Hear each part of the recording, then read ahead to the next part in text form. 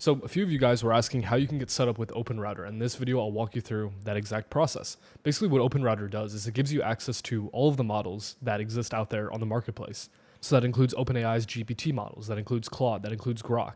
And you're getting all these models for the same price that you would pay if you subscribed directly to the API provider.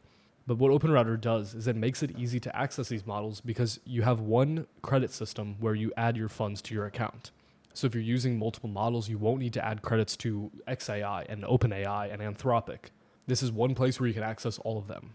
And what's really cool about OpenRouter is that for some models, there are actually multiple providers. And what this site lets you do is it lets you compare all of the different providers. So for example, you can compare the latency, which is how long it takes to begin receiving a response. You can see the throughput, which is how many tokens per second this provider will generate. And you can also compare the uptime. So if latency is very important, you can choose the model with the lowest latency. Even if it might have a lower throughput, if you care only about latency, you know that you should go with, for example, deep infra. Now, once you have an account set up, adding credits is stupidly simple. All you have to do is click on your profile in the top right, go down to credits, and then here, add credits. If you have a card on file, it will select that. If you need to add a new one, simply click this button and you can add your card details. Next, enter the amount of credits that you want to add. I will choose to send invoices because I want those invoices to mark this as a business expense, and then click purchase. Cool, and we can see that our payment is processing. So we'll wait just a moment and the credits should appear on the account.